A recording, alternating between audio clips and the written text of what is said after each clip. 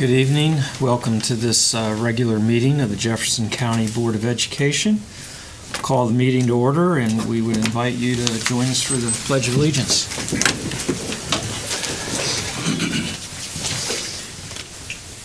I pledge allegiance to the flag of the United States of America and to the republic for which it stands, one nation, under God, indivisible, with liberty and justice for all. Thank you. Got it, Jill.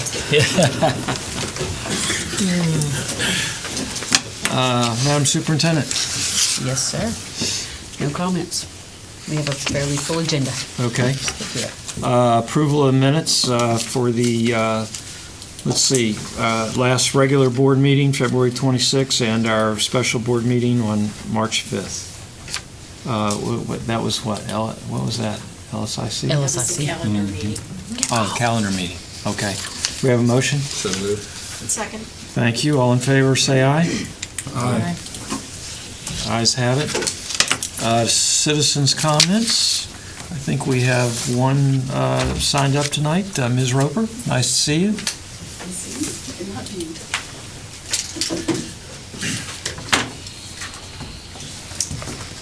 So good evening again. Good evening. A month ago, the students and staff at Marjorie Stoneman Douglas High School were affected by gun violence. On day one of the attack, the students were and have eloquently articulated a movement. These students have been on national television and have spoken clearly and boldly at the White House. Those students represent their school and community very well. I've been intrigued by how they've spoken. So I did some research on them, and I found out that they have a very strong extracurricular program. They're the beneficiaries of really arts, civics, drama, debate team, just really concentrated in that school. So when that happened to them, they were able to just jump out there and kind of act out what they've been living for as long as they've been in high school. So witnessing the effects of strong extracurricular programs in Florida, and knowing how West Virginia, our reality of our graduation credits being lowered from 24 to 22, I'm thinking that we really need to strengthen our extracurricular activities. And so I would like to formally request that during this budget season, if we be deliberate about directing funds to our extracurricular programs. You may recall in 2016, Jefferson County Schools' extracurricular athletic budget was cut in half. And at the same time, lacrosse was being added to counties all around us. So that's just like an effect of, we have to look at when we cut things, how it affects us all around. So, Jefferson County Schools extracurricular education can be one that focuses on skills beyond standardized testing and rankings. One that creates passionate citizens who are spring-loaded for citizenship. Actually, that's a quote from the Marjorie Douglas students, but I just see the same thing for our students. I hope this extracurricular topic will be added to my pre-kindergarten program requests during this budget season. I'm excited about Jefferson County Schools' reinvestment in our students and our community. Thank you for your time and consideration. Thank you. 2 minutes and 53 seconds. That's almost a record. So do you want us to yield another minute for the next time? Oh, no. Just 7 seconds. Just 7 seconds. I think that's it for citizens' comments, right, Ms. Harder? Consent agenda? No changes to the consent agenda, sir. I would simply point out, however, because it's been a question of the board in the past, that this is the meeting at which we approve out-of-county transfers. And you will see the attachment in your consent agenda, in which this year we've been asked to approve 11 students going from Berkeley to, from Berkeley to Jefferson, and 10 students going from Jefferson to Berkeley. So once again, we have almost an absolute wash for those students. Do we have a motion on the consent agenda? So moved. And a second? Second. Thank you. Questions, comments? Hearing none, all in favor say aye. Aye. Aye, the ayes have it. Thank you very much. So that takes us down to unfinished business? Yes, sir, and that was simply the grading scale policy changes, and those changes were in part mandated to the 10-point grading scale. However, there were some aspects of that board members brought up that staff may want to consider. So we put back out another email notice, understanding that folks have been a little distracted with the work stoppage. We put out another email reminding folks that those policies were up for comment, and since we have until July 1 to implement the required changes, we felt like we had plenty of time to open it up for another 2 weeks and re-examine it at the March 26th board meeting. Okay, so you're not asking for any No, action sir. tonight? This is just We're an simply update? updating you. Okay. That we've put it back Can out you- for public comment with another notice. Do you want to summarize for a moment just what some of the outstanding issues that we're looking for comment on? Certain that portion of policy manual chapter 7 was the change in 2510, which required all credit-bearing courses, regardless of whether they're at middle or high school, to move to the 10-point grading scale. Our elementary program is already on the 10-point grading scale, and so our recommendation to the board was that we place middle school on the 10-point grading scale as well, so that we have consistency throughout our graded program. And this is the recommendation from the state? The requirement from the state is simply credit bearing. We would have the option, if we chose, to leave our middle school on a different grading scale than elementary and high school. The's not a compelling reason to do so, sir. Particularly when we do have kids who take credit bearing courses at the middle school, and the teachers would be operating on two different scales, and it would simply be frustrating and confusing for families.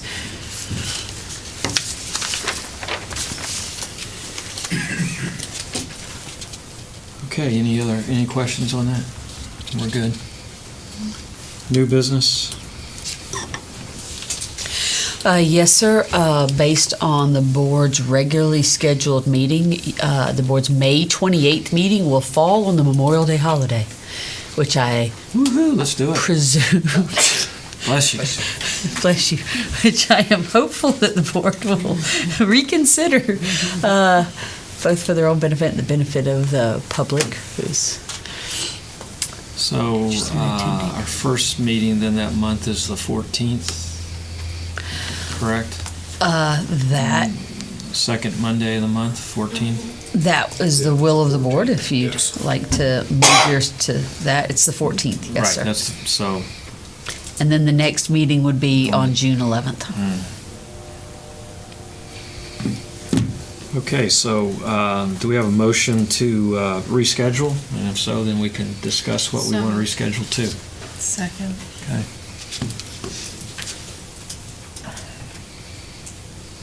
Can we just move both of them up a week?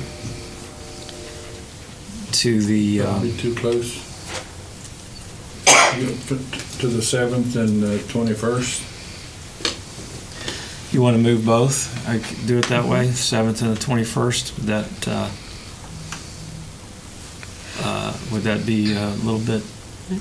Because there are 5 Mondays in April, that's actually, you would still have 2 weeks between the April 23rd board meeting and the April 7th. I mean, the May 7th. Well, you keep the 2 week spread. Right. Yes, sir. Also, if you have them week to week, back to back, there's not a lot of time for us to turn around. You see Janet shaking over there. She's like, please don't do it back to back. But because of the 5 Mondays in April, you're still going to have that spread from the 23rd, the 30th, the 7th. You'll still have a 2-week spread if you do 7th and 21st. That'll be 2 late nights in a row. The 7th and the 21st? No, the 20th and the 21st. Oh, Yeah. Well, are you, It's always a bit to move graduation, isn't it? But I know she could bring it back to I know. Always, but that's right. Well, I think it's only appropriate. 7th and the 21st are fine. 7th and 21st work for everyone? Okay, so motion is to reschedule the May meetings to the 7th and 21st. All in favor, say aye. Aye. Opposed? Ayes have it. Thank you very much. Ms. Marone? Good evening. You're going to give us a review of the 18 financial data? And then we're going to talk about the rates for our fiscal year 19. Great, thank you.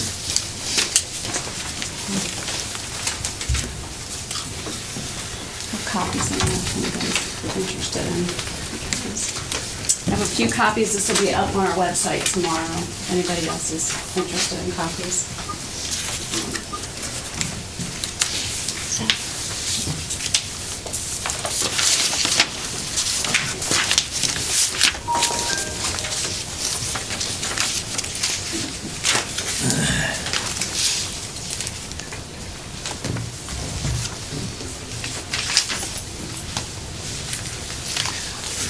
Well, at least we don't have to ascertain the mental condition of the board, just the fiscal condition of the board.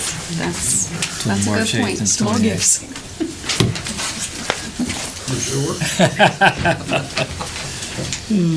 I can't add anything else to my job description.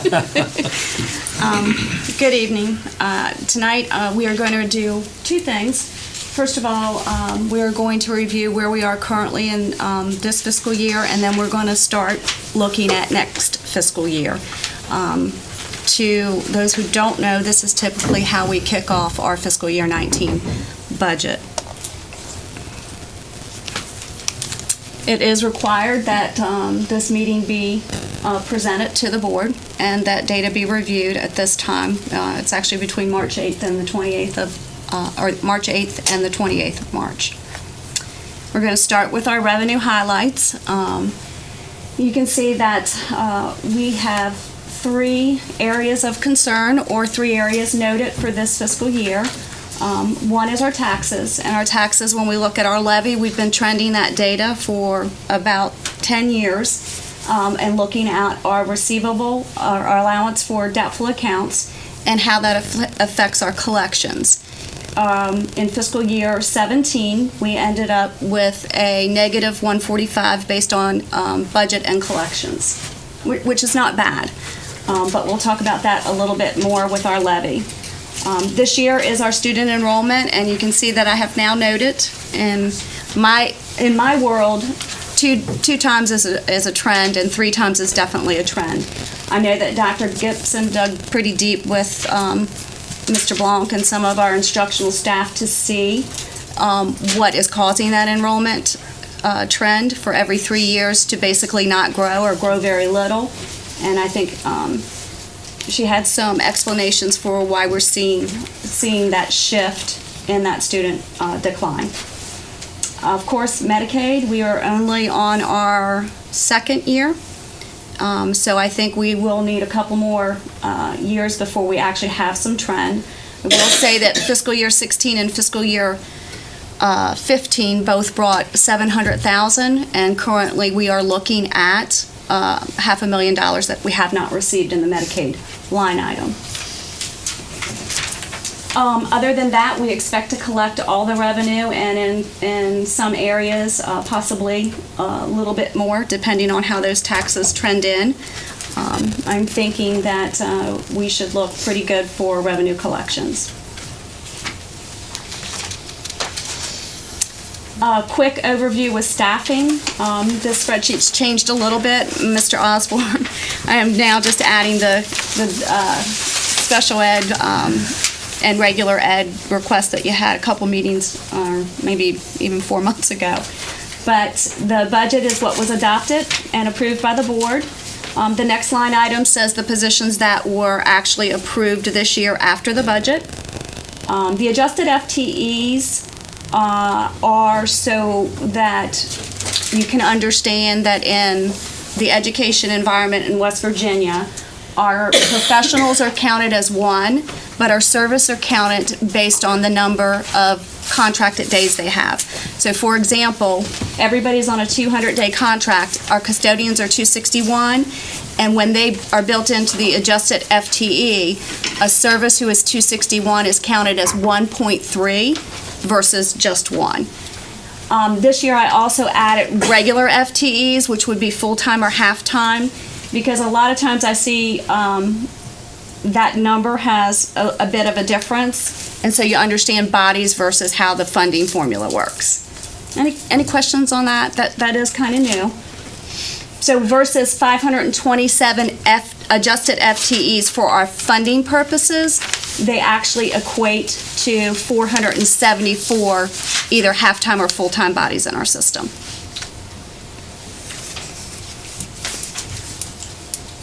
So our expenditure highlights.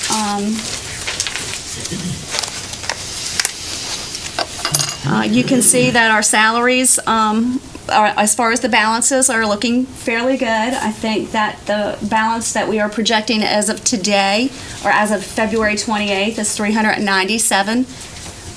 The actual encumbrances are the projections for paying out our salaries, our regular salaries for regular employees out through June 31st. You can see salary other, that includes our March and May check, which have not been distributed. That's salaries only, doesn't include the benefits. That will be coming in a week. I think our March check will be provided in a week, and our May check is provided in mid-May between the May 10 and May 25th pay. Non-salary, I think we had a contingency of $950,000 in preparation for a state cut. We did not receive a state cut. 700 of that 950 was in anticipation, since we had two mid-year cuts for both 16 and 17. We set that aside, and at this point, that contingency looks like it will flow into our carryover. All other line items are, the encumbrances are within individual departments and are projected out to what they believe that they will spend this year. Other than electric, I think right now our electric is trending a little high. I don't anticipate, I've spoken with most of our departments, and they are trying hard to hit their budget on target this year. With just a little side note, this is the first year we actually did a significant cut between budget and actuals that didn't affect the normal operating budget, because we trended their budget towards their actuals. So what we did trim was budget that had not been expended over the past 3 years. And so when I say that that's new, it's new that their budget looks closer than normal, but they actually have the data to support what their actuals have been over the past 3 years. Additional revenue sources. I highlight these every year. I've gone into a little more detail this year. Basically, that's how we finished up our audited financial statements, what we either collected or transferred, and as of February 28th, what those projected balances are.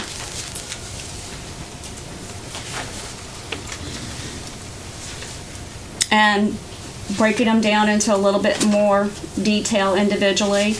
Our board designated funds originated probably eight or 9 years ago, and initially was to help us supplement our construction, because at that time we were doing a lot of construction, and when we build there are significant needs that aren't funded: technology, trash cans, classroom furniture. And it initially started that way, and it has ended up basically being a board-designated rainy day fund, so that when we have unforeseen circumstances that hit our school system, we have a way to fund those emergencies.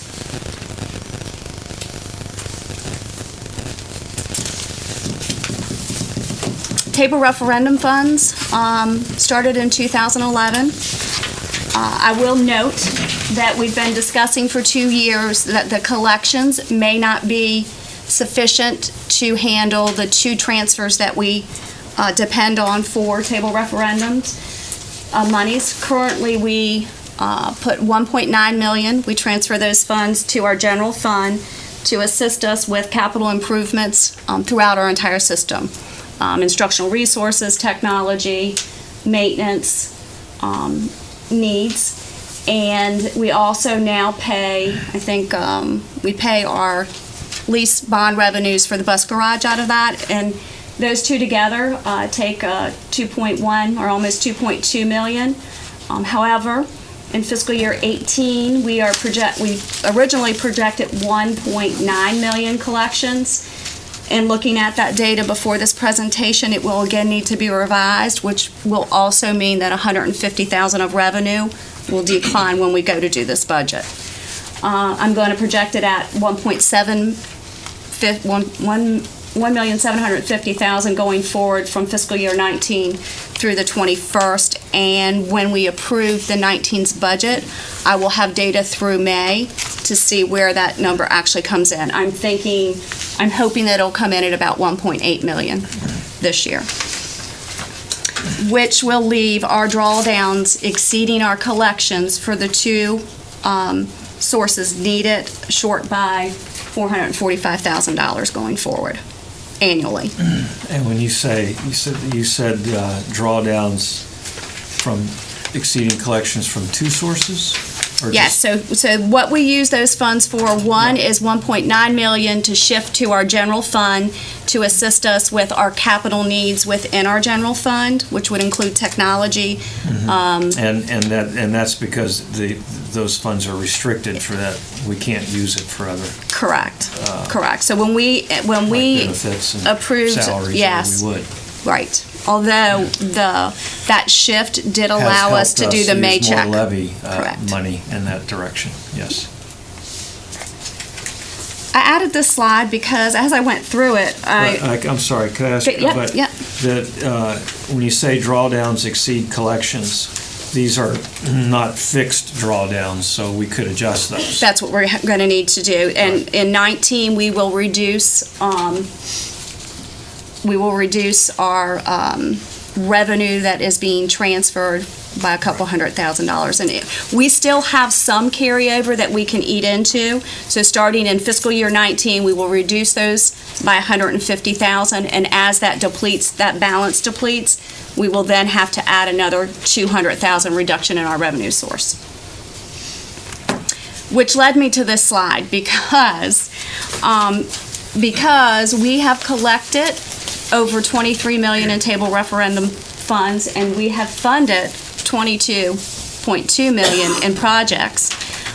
So as you look at this, I pulled this slide together. It's the way I grouped those things in order for them to make sense. There are some things I'd like to highlight. Safety and security at 408,000 since 2011. That's only from table referendums funds. We also had a grant of close to 400,000. So in total, we have spent a lot in that area. I know that we recently had a shooting, and that might be of a concern to some people. It's so we are funding those areas when we can and updating, and Mr. Dingus could tell you more details on it. The general fund transfer on capital needs improvements, that is the actual transfer of the 1.9 million accumulated since 2011 to both provide that additional check in May and offset those capital improvements within our general fund. Of course, we did the bus garage. This is just the table referendum pieces of the bus garage. There are other pieces that we'll see in the impact slide that also went in order to both purchase that property. I believe we purchased the property with cash. We took lease revenue bonds for $3.5 million, and then we also contributed additional cash in order to fund that project. We bought the Lally House, which at the time we did not know what it is. It's probably one of the best repurposing of resources in the system that I've seen. I don't know if you guys had an opportunity to see that open house. It was amazing to see those kids prospering in that environment.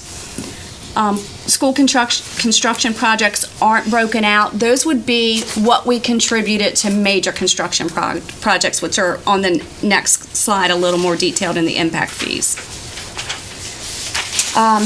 Impact fees, I know that we've struggled with the reduction in 50% of those funds. It also led me to do our total impact fee collections since inception, which I believe was 2006 to today, and just a small breakdown of how, now the schools, the major constructions, you could add those to that total on the previous slide to see what locally we matched in order to get the funds from SBA to build a lot of those renovations or school updates. Land, I know the board made a significant purchase recently. We have also purchased small piece of land at Ranson, a small piece of land at Harper's Ferry, and 8 acres up at Blue Ridge. Some of it went for parking lot, but as we grew, we purchased those little pieces of lots in order to facilitate the new construction or those new campuses. South Jefferson looks low. I think we added 8 additional classrooms. And Ralph, 11? Okay. 11. Okay, so. And then SBA would have also contributed to those projects. 408 funds. We've been tracking this for a number of years because it seems to come up during a legislative session, particularly when West Virginia's economic situation was on a decline. They like to look at this funding source because probably only 7 or 8 counties receive these funds, but I wanted you to have in total what amount. I don't know if I can't remember if I did the 408. I don't think I did the 408 and what we spent that on. I think Ralph and Keith could probably tell you more because typically that will fund HVAC systems, roofs, and major repairs within the maintenance budget that they track separately. So They have to be a capital expense. yes, and they do have to be a capital expense. I think Mr. Schneider at the time helped us with that. Yes.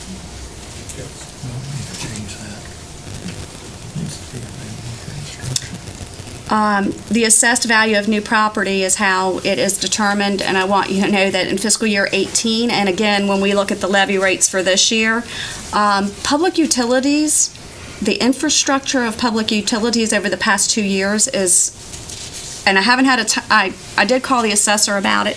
I haven't had time to get to the state, the department that actually does the evaluation or assessing of those public utilities to see how that's going to trend out for the rest of the year. But in the levy presentation, I actually did separate some data so that as we see that levy grow, I want the board to understand for the past 2 years that growth has primarily been with infrastructure and public utilities, more so than our residential assessed values increasing, or even our commercial. This is our fund balance reconciliation from our fiscal year 17. It's in this presentation because it was a significant increase to our fund balance, which I took the time to highlight from fiscal year 10 and forward when the assessed values took a pretty big dip, and we'll see how that affected our excess levy. But this is how it affected our fund balance, which is the difference between revenue and expenses, whatever's left over, plus basically whatever we had at the beginning of the year. So like the savings account for the school system. And you can see the actual 08 and 09 assessed value decline didn't really hit us until probably fiscal year 13. Fiscal year 12 is when we significantly riffed positions, not people. Most people got those or their jobs back, but we did about 66 rifts in that budget season. And just a graph that illustrates that fund balance also. The current fund balance for 17 is a nice target as far as maintaining that and then having your revenues and expenses in line for your current year. I would say between $3.5 and $4 million would be fiscally sound. Projected revenue gap, we started providing this basically when the assessed values declined, and we took about a 26% decrease to our excess levy. It's a simplified version at this point as we kick into the budget season, and you can see that I've noted, hey, I'm looking at about $1 million increase to our expenditures, primarily from special ed, and also from the 5% pay increase. The state will fund the 5%, but they will only fund it for 200 days on the professional level, meaning that our excess levy will have to fund the difference between the 200 days and anything greater up to 261. And then they will also only fund the positions that we are within the formula, which I think I have somewhere. Might be in, it's in the levy presentation because I broke it down into a few more details. And that is a high-level summary of where we are for the current fiscal year that we're in. Are there any questions? Thank you, Beth. Questions, colleagues?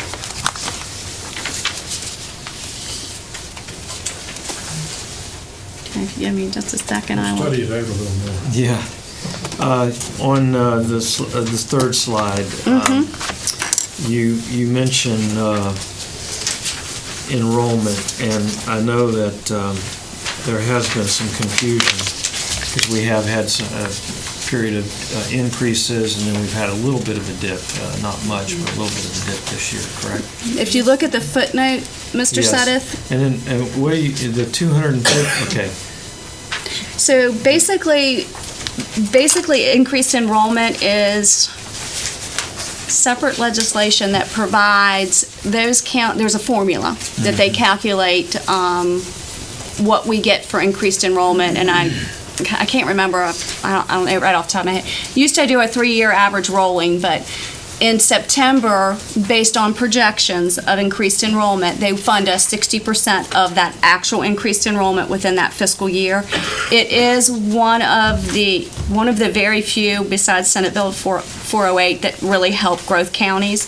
So it allows us to have a funding source for that significant growth of enrollment on a per pupil basis, 60% distributed in September and the remaining balance distributed in December. So that line item counts on that increased enrollment to come in.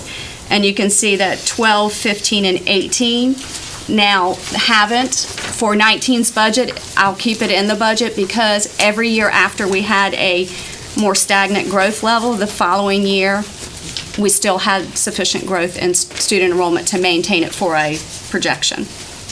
We'd actually met and discussed a number of things around enrollment, and overall over the last decade we've increased by 786 students, and we did both a 10-year trend analysis, and if you do the annual average over the last 10 years, we're averaging about 86. If you do it over just the last 5 years, we're averaging 44.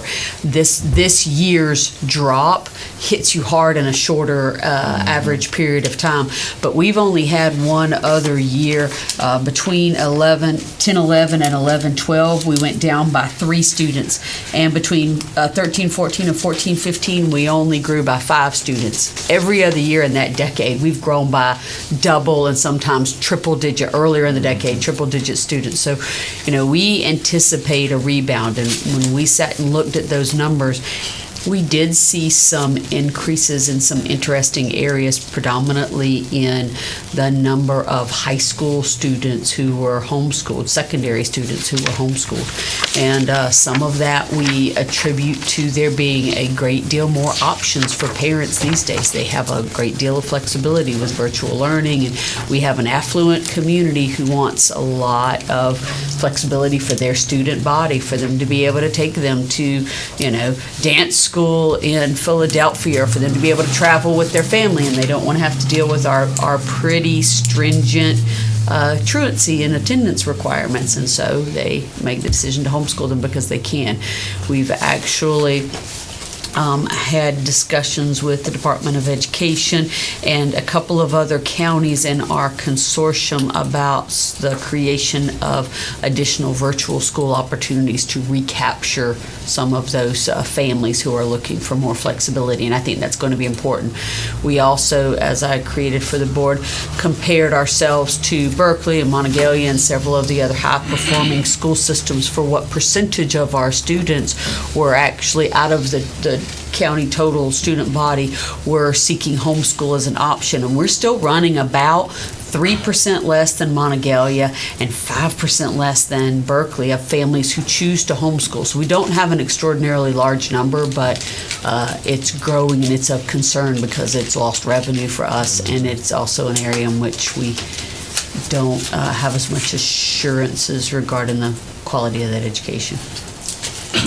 And I think the good part is I only see the numbers, as Dr. Gibson, and I am a numbers person. What I can tell you is 12, 15, and 18, there was something that occurred. She's now digging deeper to have an understanding of what is occurring, so that looking forward, when we uncover those things, we can adjust what the financial projections are with data that really lines it up. Other questions? If not, review the levy. We will review and take action on the proposed levy rates for fiscal year 19. So this is an action item? This will be an action item. We will be adopting the levy rates at 100%, or the recommendation will be to adopt them at 100%. And we'll go through some of the data. There are three types of levies in a school system. Current levy, or your regular levy, sometimes referred to, a bond levy, which helps us fund bricks and mortar or capital improvements like construction, and an excess levy, which the connotation for excess is inappropriate. It really supplements the education experience for both our staff and our students. I put an overview of the levy process in here. When I originally came to the school system, I heard a lot of that, the state keeps our money, and just to explain that on the regular levy, they do a formula. There's a 10-step formula. Step 8 says this is what they think it costs to run a school system. Step 10 is the total, and the difference on the regular levy is an inverse relationship between our regular current taxes. God bless you. Thank you, sorry.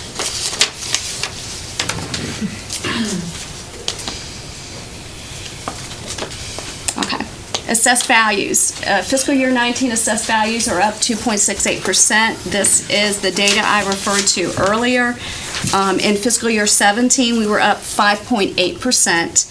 And when I extracted the increases in public utilities or infrastructure, that growth was at 1.63%. So note that fiscal year 17 had 75% of the assessed value increase overall was attributed to public utilities, and this year approximately 50%.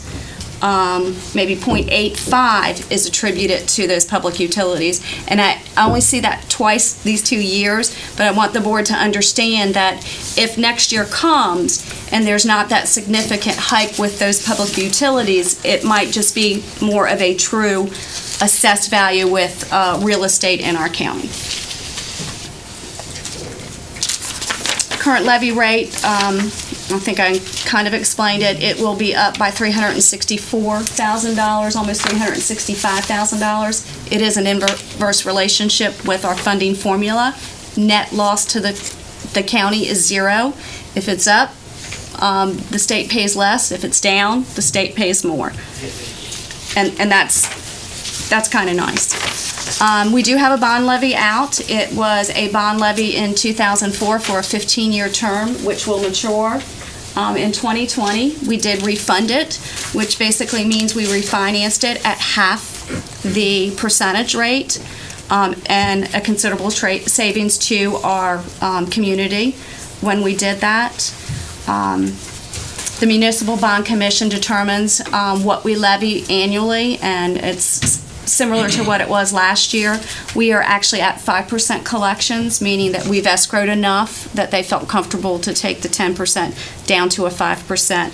And what that really means is, as a taxpayer, you should see that relief on your tax bill.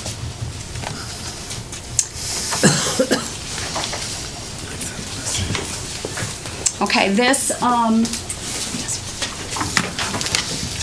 meeting is required to set our excess levy rates. The state does set our regular levy rates. The Board of Education sets our excess levy rate.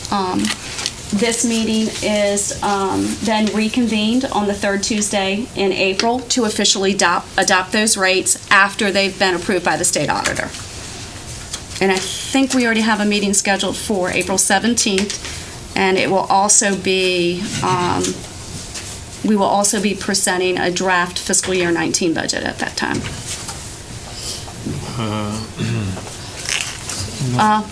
The next slide goes through our excess levy. Has been in place since 1946. It's currently at 100%. Again, the term excess is does not equal what we actually use those funds for. You do set that rate, and our current levy was approved at 78% by the voters for a 5-year term. And they have a direct relationship with assessed values. And I went into a little bit more detail this year on those slides because we've had a lot of questions. This is the current voter-approved levy call. And when we went out, we were at 19.1 million. Our levy does describe in the levy call itself what to do with both surplus and deficit. So if we collect above that levy, the language of our levy determines what it does. It's 80% to personnel and 20% to board discretion. It also, because we had a big decline the last time, determines that with collections below, how those funds will be done, and prorate it for what the call is asking for in the opposite direction. Okay, so that's your levy call, and this last F, you can read what all is in there. I have had a lot of questions on that 16.5 million, and last year we collected 2.8 million above that. And so I did a high level. I want to break it down so that you can see how we're spending that 16 million. And there are 7 categories. There's actually more than 7 categories, but for a high level purpose, the other is like benefits. So it also includes benefits. Some of the paychecks include the benefits with it, but it will include above and over the formula like employer benefits, your retirement, your workers' comp, your Social Security, and Medicare. Supplemental checks are easy. I think most people can understand. If we didn't have an excess levy passed, almost 5.6 million of 3 additional checks would not happen. That is your March check or your November check, which is specifically tied to the levy. Your November check, which is specifically tied to the levy. Your March check, which came about from Senate Bill 541, I think it was, where they gave more local share to counties at that time. When they freed up those funds, we adopted our March check, and then our May check stemmed from the 1.9 million transfer for table referendum. So what allowed us to produce those additional checks are different or not the same as if we did not have an excess levy, that they wouldn't be the very first thing, but it would be almost impossible without the excess levy to maintain all 3 checks. And I was trying to educate the board and public on understanding the difference between those. The second line item, our employees should know, because about 5 years ago, we started putting this out annually to employees, but a lot of people in our public and some of our newer employees may not understand that without an excess levy, if you look at the chart below, the second chart down here, based on your years of experience for professional and service, that's already built into your 20 pay or your 24 checks. So that would be reduced without it, meaning that if you look at that bottom chart and you look at your supplemental checks, if you are a 25-year employee who has worked those 25 years in Jefferson County, you would get $2,000 for being greater than 20 years. You would get $2,000 for being 25 years within Jefferson County. You would also, within your regular pay scale, get an additional $3,100 as a professional that is funded from our pay scale and our excess levy. Everybody understand that? Because I think as a board, you may not always know that those funds go into your checks, and even as the community, we may not understand that. Extended contracts, as we talked about earlier, the state will fund 200-day employees as a professional. 200, greater than 200 are funded by our excess levy on the professional side. It's grouped here for the service side, but they actually do fund the greater than 200 on the service, and then it kicks in, as for illustration purposes, it's easier for me to extract and only cover the 200 days as we present it. Over and not covered by the formula,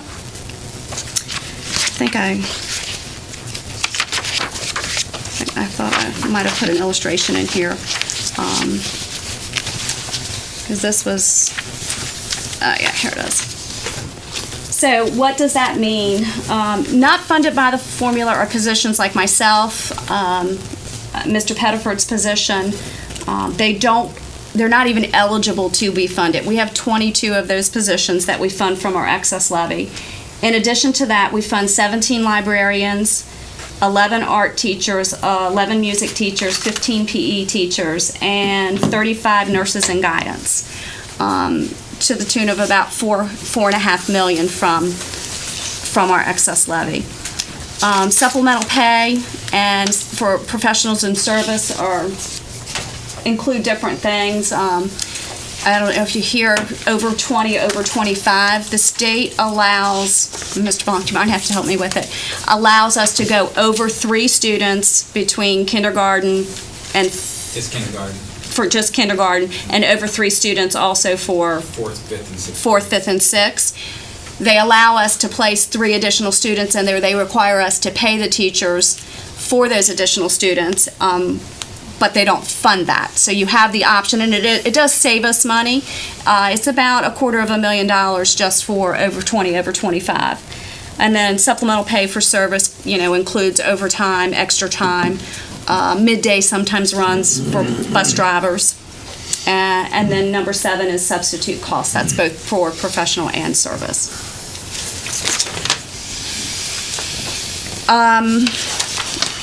Guidance and nurses are funded in kind of an odd way, although I will say the recent pay raise did include them. Whatever you had in 2008, we had 27 guidance and nurses. We have like 35 now. We're still funded at the 2008 amount. So in our situation, we've grown by, almost 1,000 kids and 8 positions, but yet we have received no additional funding for our guidance or nurses. With the exception of this year, they did include the $2,000 pay increase to account for all 35 of our positions, which was nice. Not enough to fund it all, but it was still nice. Basically, if you look at your tax bill, about 75%. That number's about 3 years old. The assessor is reevaluating that for me. I didn't have it in time for the presentation. I think it's going to be pretty close, depending on whether you're within or outside, or within the municipality or outside. It's going to be approximately 75% comes to us. Total revenue, 36% is property taxes, And then of that 36%, you can see the breakdown from bond, regular levy, and excess levy. Our excess levy will increase $428,000, which is good. It will help us cover the cost of those who are not in the formula for the pay increase, and it will help us again fill the budget trend data that we've been tracking since the decline. And this is important. This is our budget data, which is separate from our collections, and we'll look at that in a minute. But since that decline, we are still not equal to what we at one time were collecting with our excess levy, which is also why we put the language in the levy when we went out for what to do when we don't collect what we think we're going to. This is actual trend data. I've been looking at this and talking about it a little bit because it's important.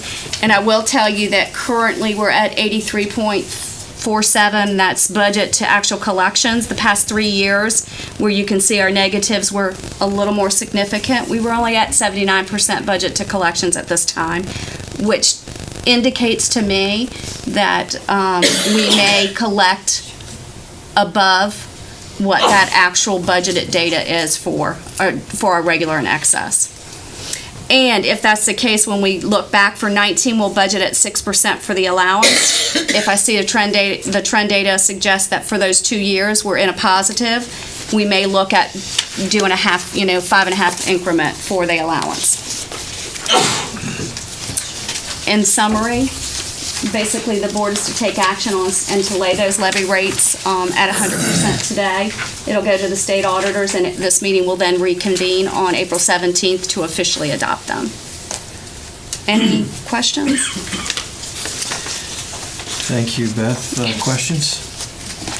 Just a quick question on, so what is your thinking about $1 million is what we need to make sure we move around in your budget for special education and to make sure everybody gets their pay raise necessary? That is not going to be funded by the state. Well, special ed, well, I'm going to say that. So I'm saying that at this point, I know that special ed has increased by at least $500,000 or a little bit more for this current year, that we're going to have to continue to provide those services, Right. separate from what the state gives us. But I am also thinking that it's probably about 300 to 350, roughly. And I only calculated that real quickly because Dr. Gibson said that's the first question that you guys were going to ask. Bang! So I'm saying that approximately about 350 of that increase will be for, now I will know the exact number on the fiscal year 19 draft on April 17th. Yeah. But the two of those combined, I'm thinking roughly are going to increase our expenses by $1 million. And then also our revenue is going to decrease by $150,000 for 19. And that's just a rough estimate to see it strategically. We were strategizing today in our leadership team that we do have some ideas on how to shift some of those costs and looking at longer trending of shifting those costs. But for this budget, yeah. Okay. But also remember, we had $700,000 allocated for the reserve. Right. So some of that will also help us to offset some of that increase.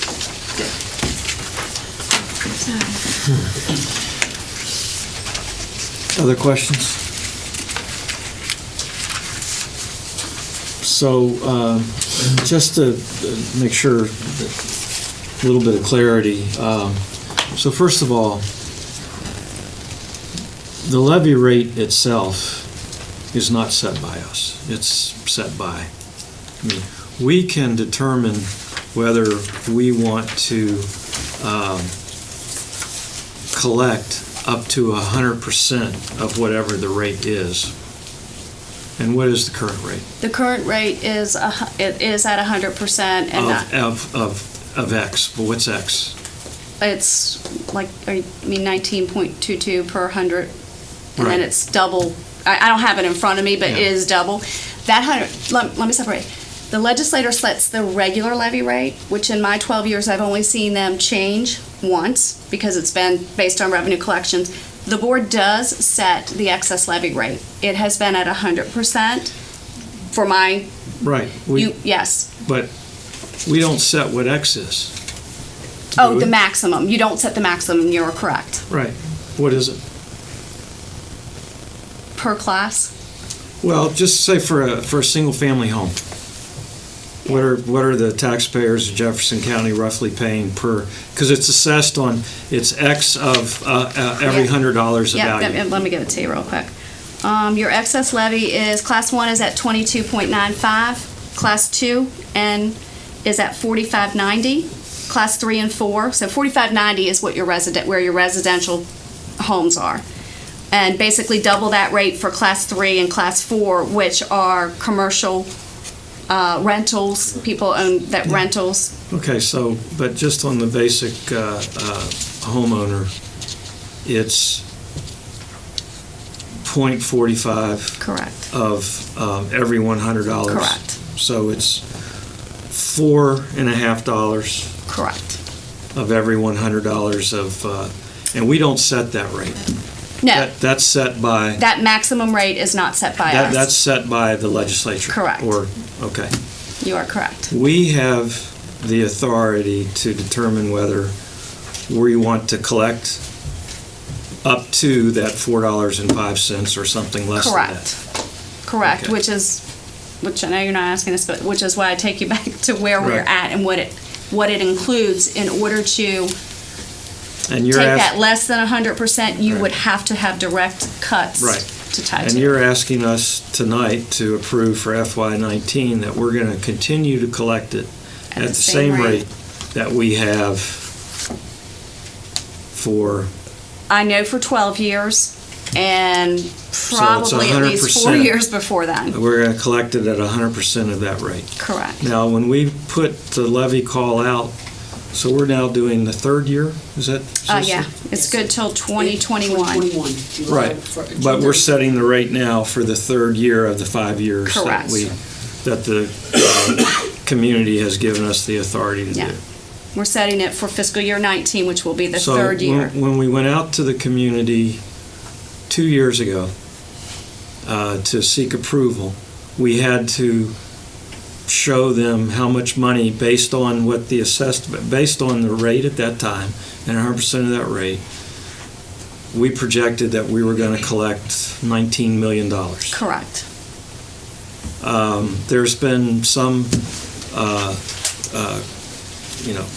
concern that we've collected more than that, and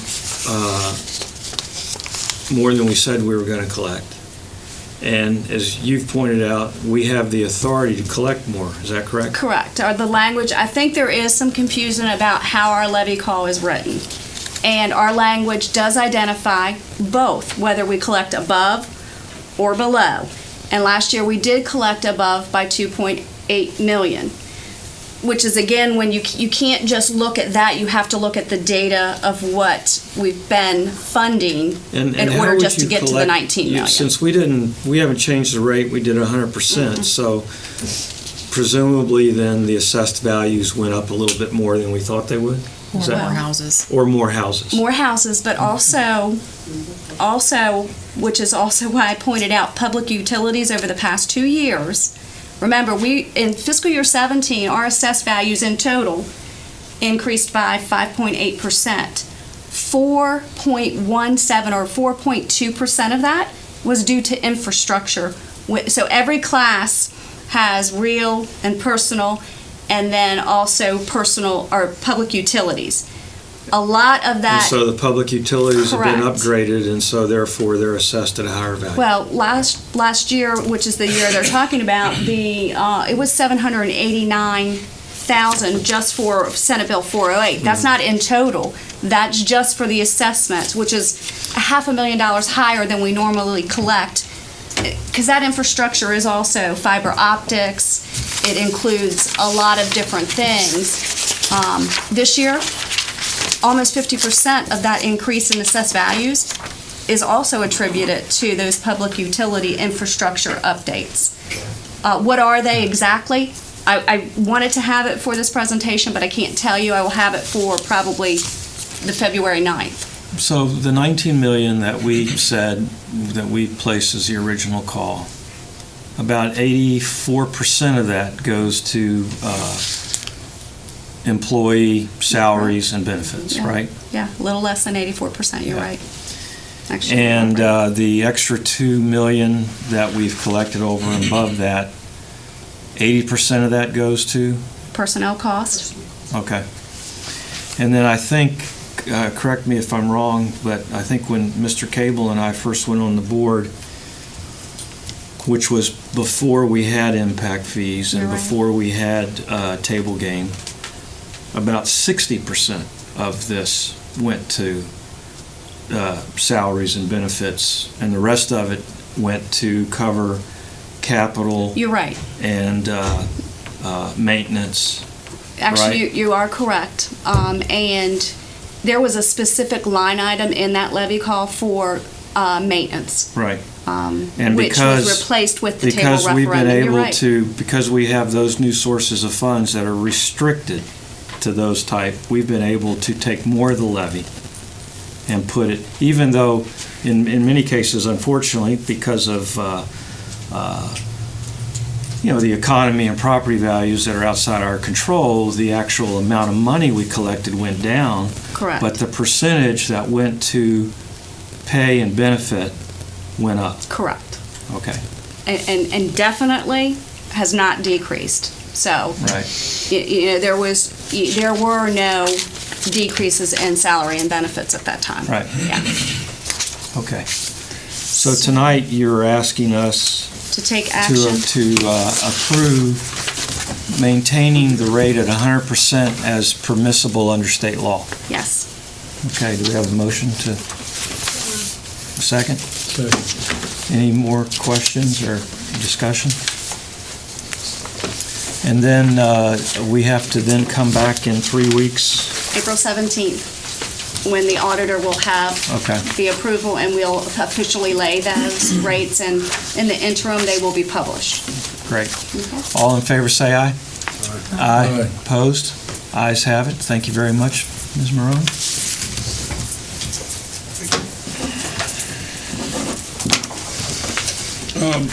Next, we have just to go out to bid for lawn care. It's been 3 years, and the lawn care bid is up, and we want to go out to bid.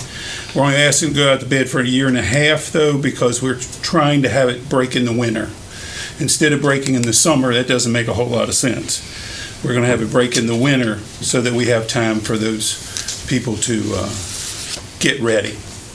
Right now, it's going to have to break in the summer this time, because that's what it's set up as. But the next year will go, and then it'll be 1.5 years. So we're looking just for going out for 1.5 years right now for our lawn care bid. And again, we're not asking you to approve anything except for going out. Do we have, Freezeman, May. I'll move. okay, Second. discussion? So I'd like to ask if there's a way to consider, as you're putting this bid out, that we look at, I'll be the first to say I'm not exactly sure how to do this, but as I drive across our county and see all of our well-manicured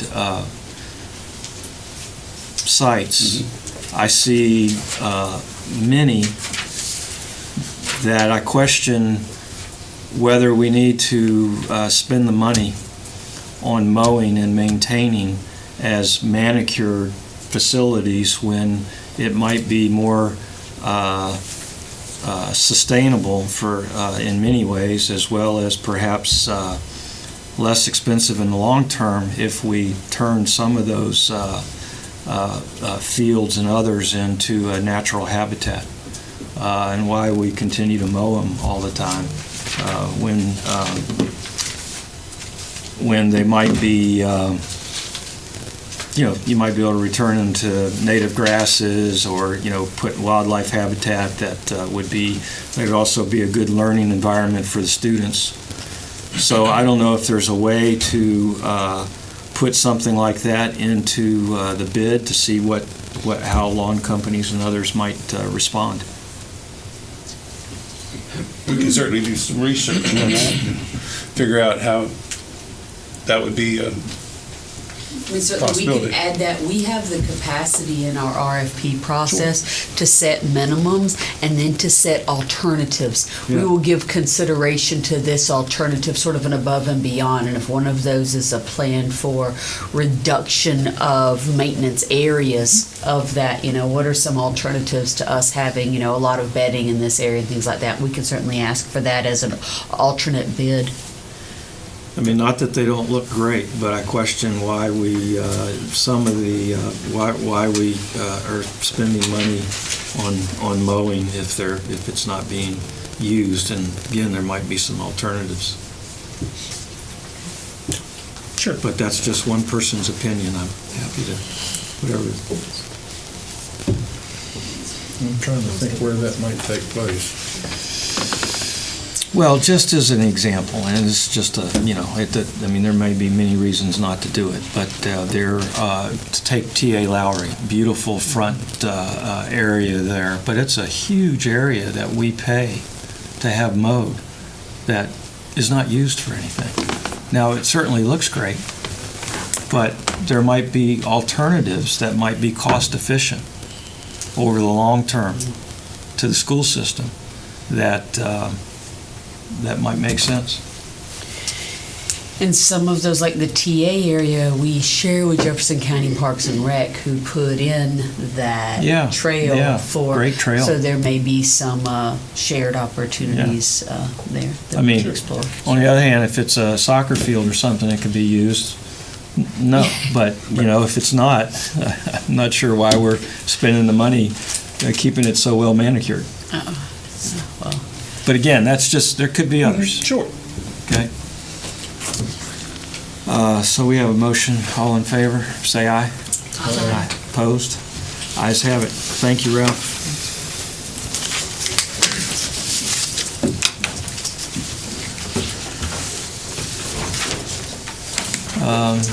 And who's presenting?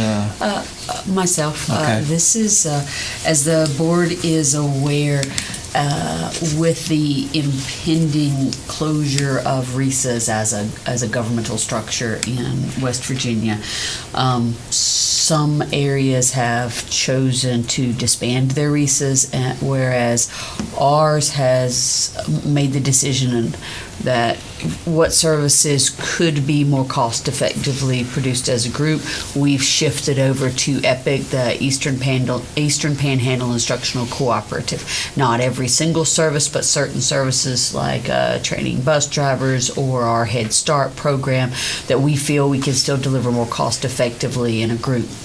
And in essence, this request is for the transfer of equipment, basically the building, the laptops, the desks, the chairs, everything that was owned by RISA 8 was owned collectively by the 8 participating counties, and for us to transfer that infrastructure over to EPIC. Of the items that it makes sense and that are necessary, surplus items have to go through a public auction process. For instance, and we talked about at previous meetings, they determined that they didn't need 3 of the vehicles that they had previously had because we've reduced the number of services they provide and absorbed some ourselves.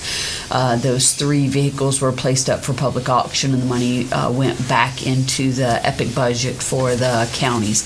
So this is transferring assets held by RISA 8 into EPIC, and those consist predominantly of the building that they operate out of, the equipment, the chairs, the desks, the conference tables, the computers.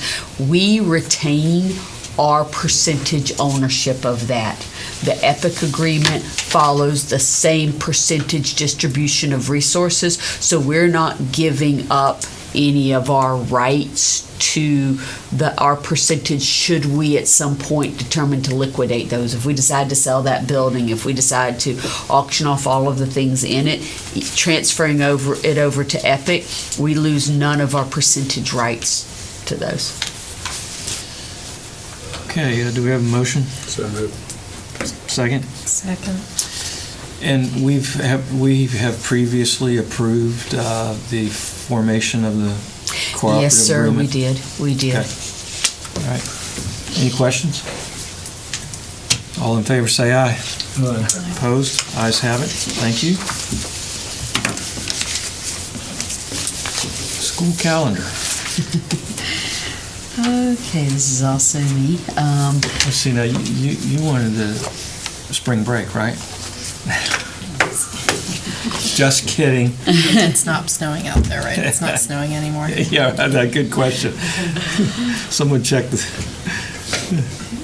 As the public and the board are well aware, we had a 9 days of work stoppage across the state of West Virginia, and we were instructed by the West Virginia Department of Education to submit to technical assistance at the department a revised calendar, and we wanted to be sure that our public and WVDE understood that we fully met the 180 days of instruction for our students. In essence, and we published out publicly, and you can see an FAQ sheet for parents and for public members, and it had on it, which I think you have a copy of, the graph that shows at each grade level what the West Virginia Department of Education requires in terms of instructional minutes to count as a school day. And when we say instructional minutes, we mean actual instructional minutes. Us taking out lunch, taking out time for class changes in between, actual time in instruction. So we laid out for WVDE how much time at each grade level is the minimum requirement for instruction, and then how many minutes we have here in Jefferson County. And then we utilized our actual overage, number of actual days we're in school this year and the extra minutes, and then calculated how many additional days of instruction we provide for students. And as you can see, it is well above and beyond the state minimums. Even at its the grade level that requires the most time in instruction, 9th through 12th grade, we're 15 days of banked time over, and 22 days at Thank you, elementary. teachers and all the staff for doing that. They do an exemplary job.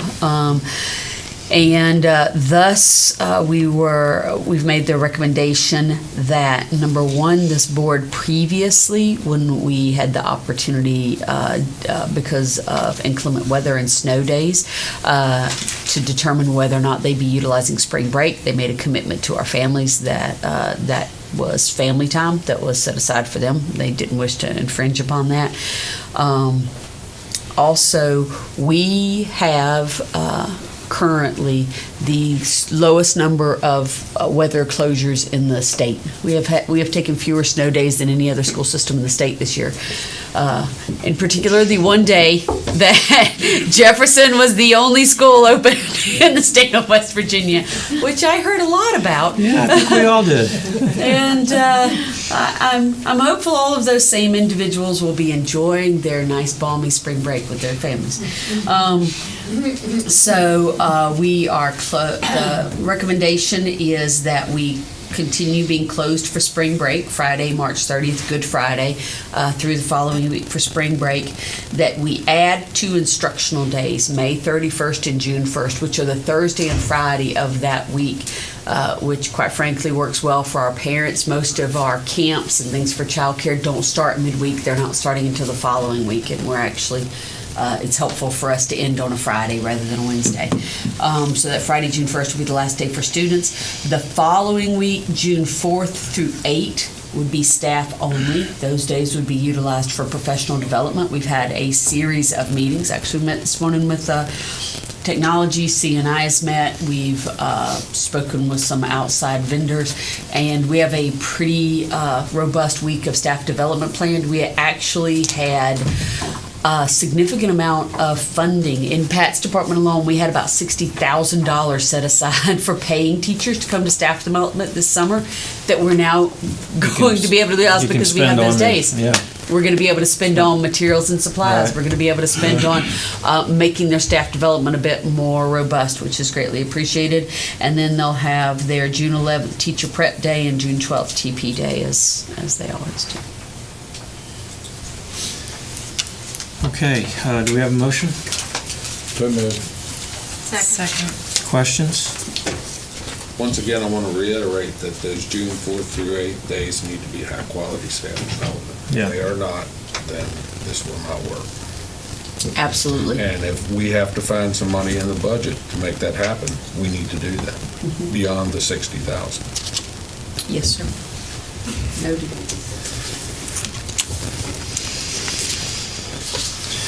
Any other questions? Hearing none, all in favor say aye. Opposed? Ayes have it. Just want to compliment you, Madam Superintendent, and your team on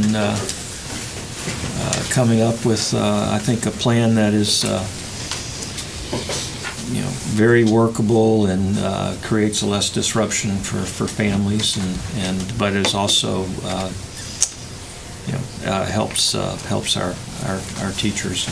So, thank you. Mr. Blunt. Sir, I have Chapter 7, other parts of Chapter 7 that are basically minor revisions. Wanted to bring up for the board's review and see if we couldn't put those possibly on comment for a 2-week period of time. The first one you see there is a make-up work procedure. And pretty minor changes. What we'd like to do is take away the grading part where you can see you have a strikeout there where if a student that results in misses their timelines, they get a 0. And we thought that just basically unduly punishes a student, and they get that 0, and it buries them sometimes maybe for circumstances that aren't necessary. We thought that was just too harsh of a thing to put that 0 in there.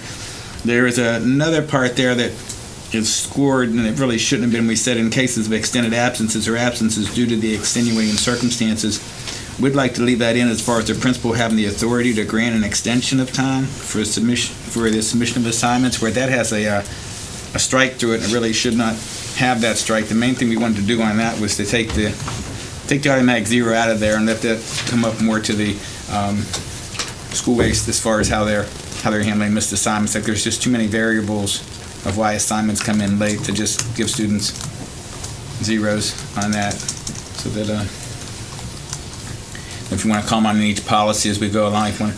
We'll wait till you summarize, and then we need to get a motion, and then we'll have discussion. Ready.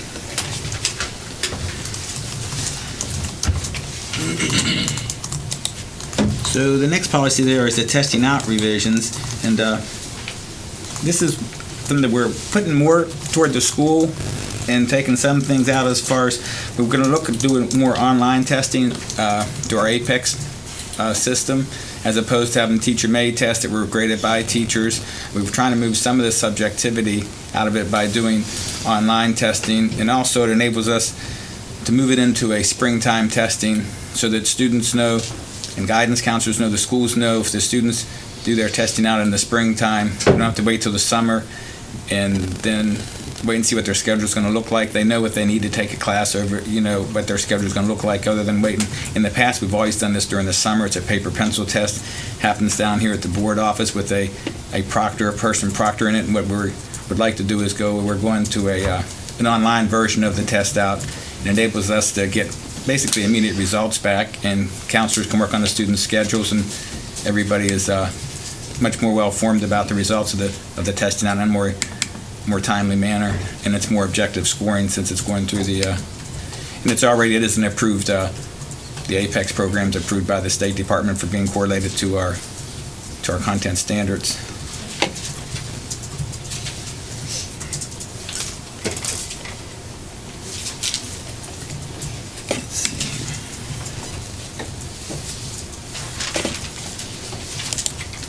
And student recovery, these changes are mostly just come into some practicalities as far as we do with the credit recovery. Credit recovery is trying to remove the mandate that it has to go through the ASAT process, the student assistance team process, because it becomes sometimes more time-consuming than necessary, where maybe when there's a student that we find out right now this student needs to pass this course in order to graduate, so to schedule a SAT meeting, we need to notify the parent, invite the parent to come in and get everyone together, whereas lots of times it might just be a matter of where this student meets with the guidance counselor, and the guidance counselor calls the parent, and they talk and say, we really need to put your child into the student recovery systems so they can go ahead and start those online classes. So it's more of a practicality. It's not to remove the SAT process that will still be used in a lot of cases, but the same token, if we're saying it must be used for a SAT process, then it sometimes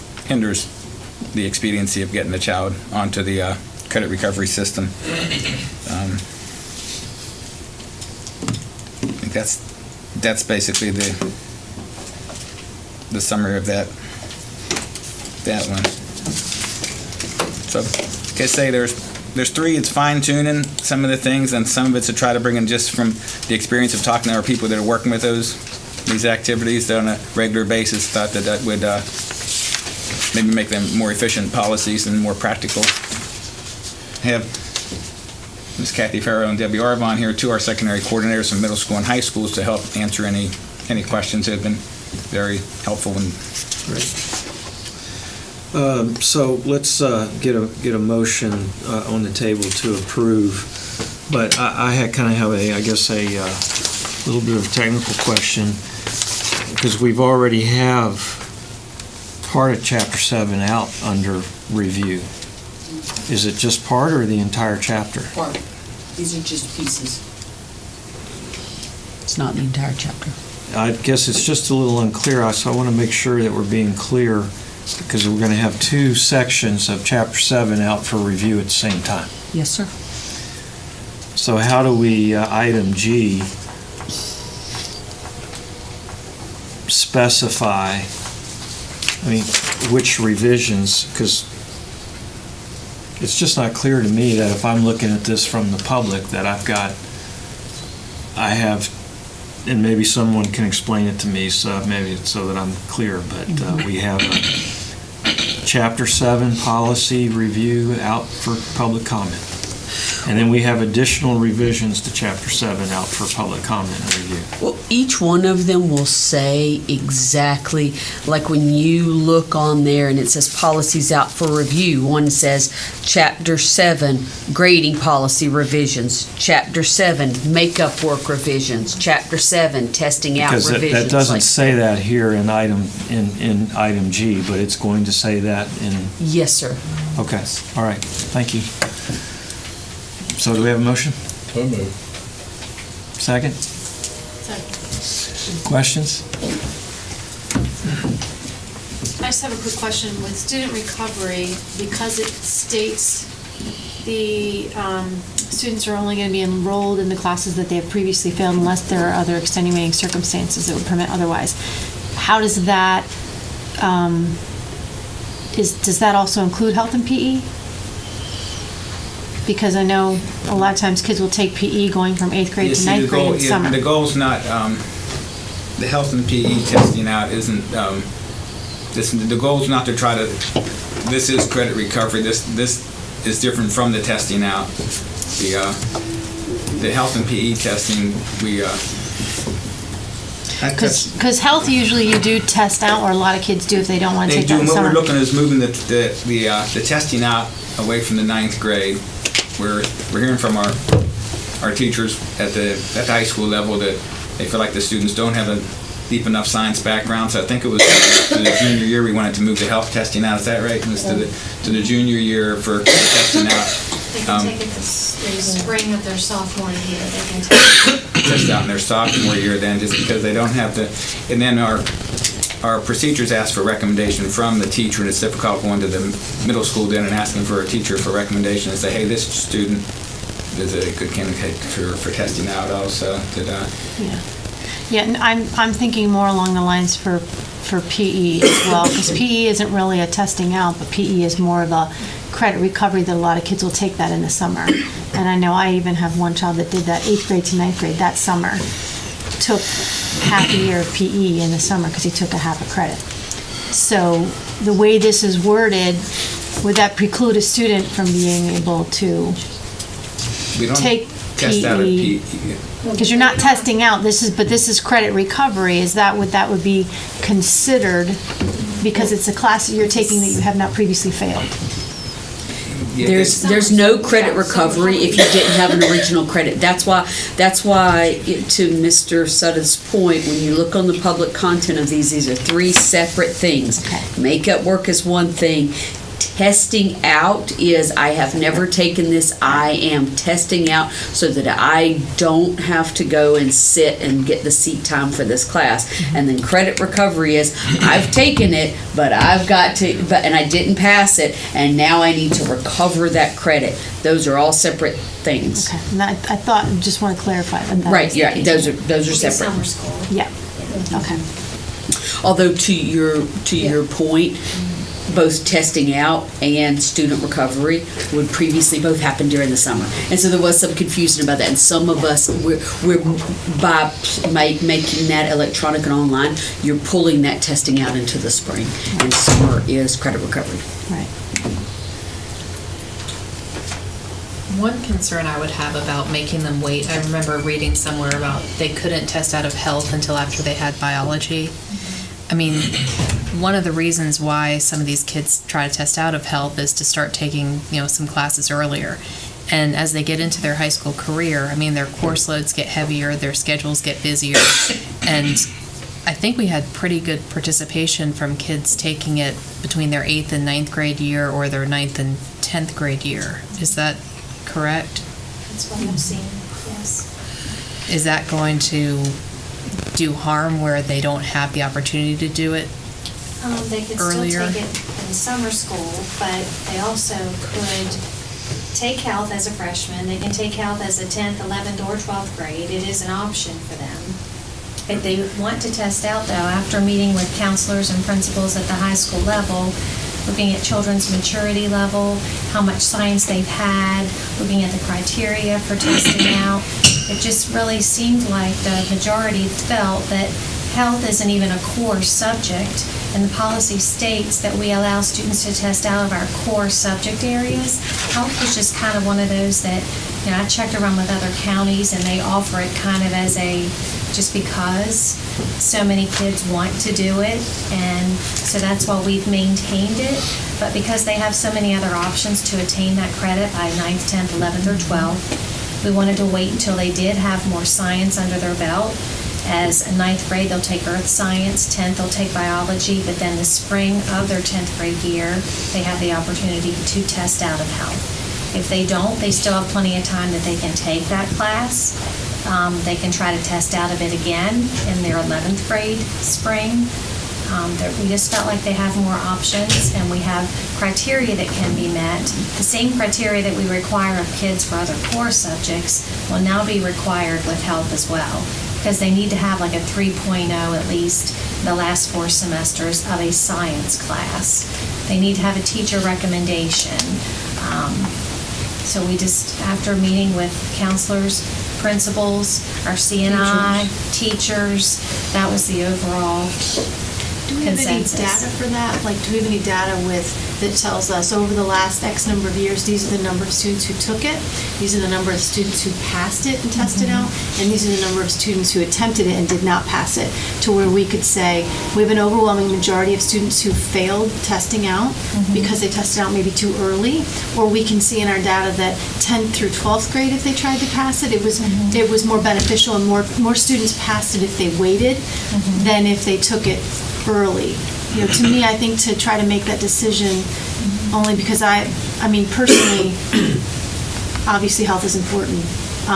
It seems as though we're pushing it more and more and more and more and more down into elementary level even as well, to where some of the things, I see these younger kids getting, obviously I didn't have then. And so we're really pushing, and I get that, but I think if we're going to look to move towards trying to get college in, trying to get, more opportunities for internships, trying to get, if we're trying to prepare kids for life long term, where are we going to fit health in? There's going to be more and more kids who are going to look at more and more opportunities. How can I get my schedule to the fact that I can do this online as an option, or this is a class I think I could do as an option online. And I don't know if that's right or wrong. I think until I could see some numbers to see, hey, we've got some pretty good success at offering this as an option. I know that the test changed, I think, last year, and then that was an issue. Making sure you had the right stuff to study was an issue, things like that. So as we get better at that of saying, okay, if you want to try it, here you go. No different than we're giving kids, I can't fit Spanish 3 in. Okay, we can take this online. I can't fit, So we have those more flexible options, and I think it feels to me like all of a sudden health is becoming something that is being more restrictive, and I'm not quite sure why. Well, I think one of the things is that there's great value of taking the course. The content that's covered, the importance of it, a lot of topics even that parents don't feel comfortable discussing with their students, with our opioid epidemic, premarital sex, all this stuff. It's a very valid course with very important objectives and standards to be met that I think often kids can't get that from a testing out situation. And then when we go back to what policy states, health is not a core subject. We don't have to offer it as a testing out option according to our state policy. So that was our other big thing that said, hey, we don't have to offer health as a testing out option, but we're willing to once our students have some science background, and hopefully more of them will be swayed to take health in school. It's a valid course. It has a lot of very important standards. And, even our teachers and our principals, when we ask, and myself as well, I believe it's a very important subject to not encourage kids, hurry up and test out of it because it's really not important. And I kind of felt like that's where we were feeling. I think another sort of unknown variable at this point, because it hasn't come to the board yet, we met with the high school counselors and principals around the new flexibility around integrated PE. And we came up with some options for that, which Dr. Manus at the State Department is reviewing for us to determine whether or not we accurately captured the state's flexibility in that, and we'll be bringing that to the board later on this spring. And that, if you talk about every kid in band and every kid in ROTC and every kid in chorus and every kid in dance being able to take that for their PE credit, that frees up more room in their schedule. I don't know how that's going to affect some of the other options as well as the changes in the minimum credits. Will we have that information pretty soon? Because I know kids are starting to sign up for classes now. Yes, I hope so. When you hear that from the state, yeah. We're waiting patiently. Yeah, that's the only thing, like I said, for me, I'd like to see how, before I make a decision on it, I really would like to see how we're doing, what are the numbers, how are our kids doing? And whether they're passing it, whether we feel like they're comprehending it. They have to be able to comprehend it to pass it. And, again, not that it's not important. I am fully supportive that it's important. But I feel like I'm more apt to want to give kids more freedom and parents more freedom to be able to, work those schedules and figure out what's most beneficial for my child than, well, no, we must do this now, and then we must do this now, and then, I think every time we try to do things like that, it just ends up, somebody gets hurt somewhere. And again, this is just to put this out for public comment, not Oh, yeah, for a vote yeah. for tonight, Right. so I just Yep. wanted to let you know that. Thank you. Other questions? Can I make one final comment? I don't know. What do y'all think? Just when you're talking about the flexibility and you're talking about, they can take it their, junior or senior year, no problem. Well, we've got another issue because now we're making kids take, biology before they can take APA biology, or, so their junior or senior year, they may have 2 science classes in there. So their schedules don't have a whole lot of room if they're a band kid or a chorus kid or an art kid, and they've already got one of those, periods taken up by that elective. So I don't think there is as much flexibility as we think there is. I mean, just, we need to be cautious of that.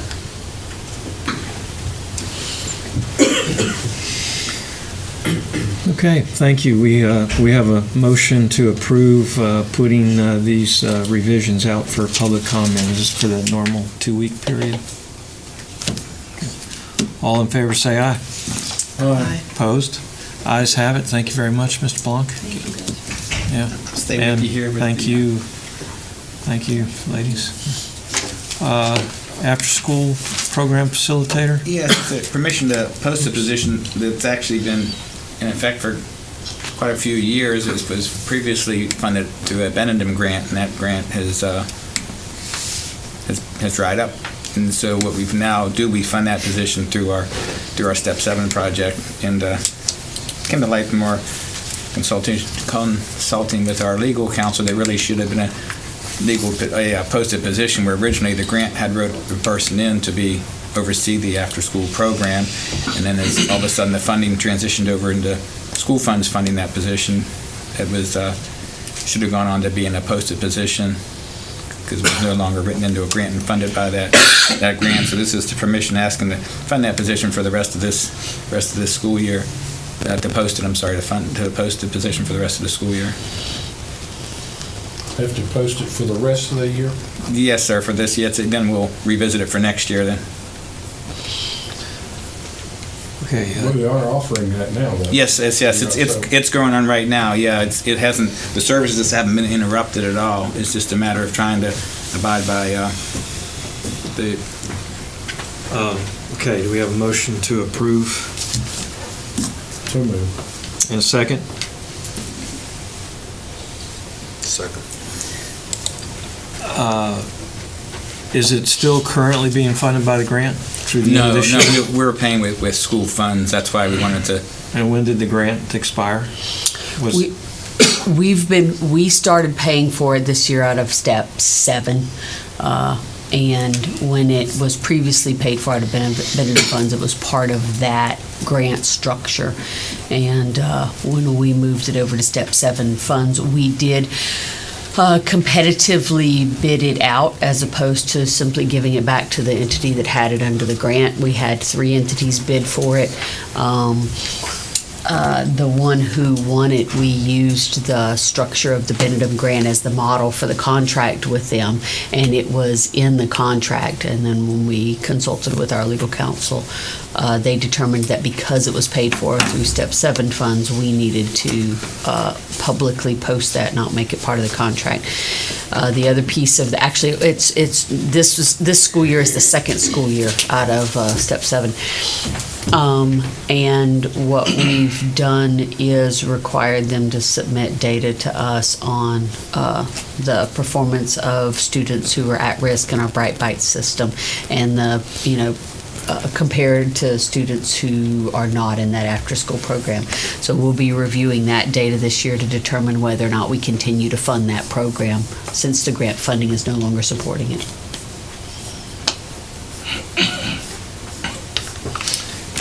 Other questions?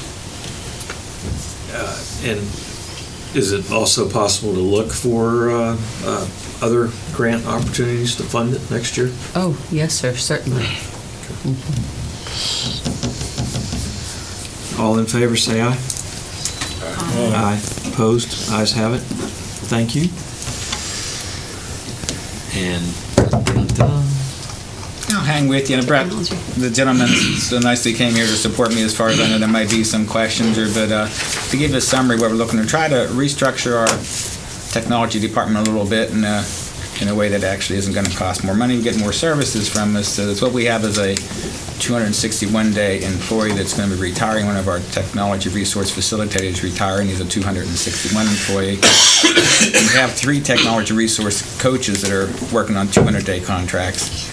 So what we'd like to do is rift that position to the 261 contract and then post our positions for our technology coaches 220, so that we have 3 additional people working 220 extended contracts, which enables them to stagger their time and work throughout the summer and help along with teacher trainings and whatever else needs to be done during the summer. I know we're using them a lot with our staff developments coming up through the summer. So it gives us more flexibility and gives Mr. Chikoriki and Mr. Hercules an opportunity to use those people in months where they're usually not working.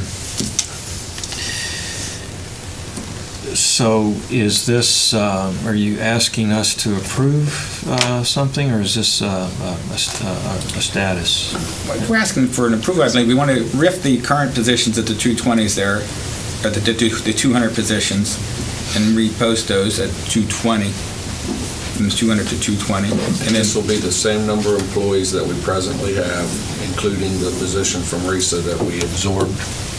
We're keeping that position from RISA there, right? And it's the same number. There's no increase in number of bodies. Basically, it's a change of name. No? So we have one 261-day person, and then we have two 200-day people. And this person is retiring. And technology knew last year this person was retiring and met with us, and they've done a very good job, I think, of using their resources wisely and saying, when this person leaves, riff all three of these and make all three of them 220. So those 61 days, they're actually only reallocating 60 of them, 20, 20, 20. So they have three people who owe them 20 days during the summer instead of one 261 person who gets several weeks of vacation. So they can cover the entire summer now with a shift of three different people, and it's not only cost neutral, they're saving us a day's worth of money and the vacation from it, which was a very thoughtful, proactive way to cover all the services. And we're during changing the summer. name of it as well, correct? Yes, sir. And what's the reason for that?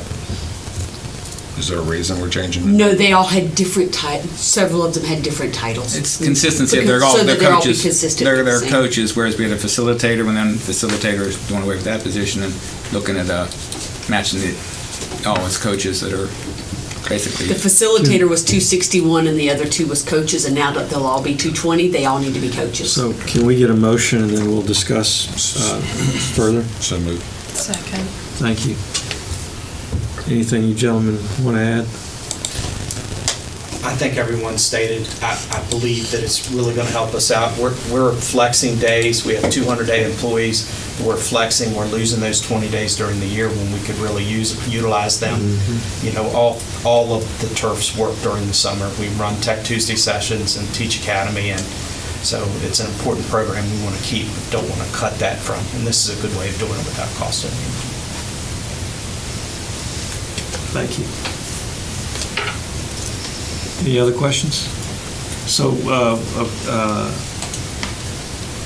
when would you do this? Effective July 1. Okay. All in favor, say aye. Aye. Opposed? Ayes have it. Thank you very much. We anticipate an executive session to consider both land and a personnel issue. We have executive session for personnel issues, land, and 2 student discipline cases. So we would anticipate action being taken. Yes, sir, absolutely. So before we entertain a motion to turn to executive session, any comments from the board? Oh, I have a comment. Mrs. Ogden? Yes. I have a comment that I wanted to speak on. Because I requested information about another comment that was made, and I think it's important to share that with the public. I had asked about the concern we had with preschool at Ranson Elementary School. And at this time, we have no one on a wait list for preschool in the county. Obviously, we reevaluate that every year, but at this point, we have no one on a wait list at all looking for those services to be provided. Also, there is currently a balance of almost $3,000 in our Cultural Diversity Program budget that would be accessible to be used for multiple requests that, have come up. There is an annual budget for that of at least $10,000. Those expenses as of this year have been used, approximately $7,305 has been used thus far. There were also other funds taken in, and we have sought guidance from the state auditor's office, making sure that those funds are used, that whatever they came in for, they have to be obviously used to go out for. And so right now, we are making sure that that is being done, or if those funds needed to be returned, that they can be returned. But I think it's important for the community to know, because that was something that was stated. So. Absolutely. Thank you. Other comments? I would just add, once again, on behalf of the entire board, that we were extremely grateful and overwhelmed in many ways with the level of community support over the last several weeks for our teachers and service personnel. We were talking earlier tonight about the levy, and it was glossed over, frankly, the level of support that this community gave to the levy 2 years ago, the highest percentage vote for the levy in the history of the state. And the community support for education was reflected once again in a support for our teachers and service personnel. And so I know that this board is extremely grateful to the community for that level of support for public education. I see one of our reps in the background. Jessica, you look a lot more rested than the last time I saw you. I feel much better. And we appreciate the great work that you and your colleagues did during this. This was a tremendous, much needed, and I think hopefully the beginning of a new partnership with the state on public education. So thanks for your great work. Anything else? Not, we'll, I guess we better take a motion to return to, or to move to executive session. So moved. Second. All in favor, say aye. Aye. Opposed? Ayes have it. We'll take a 5-minute break.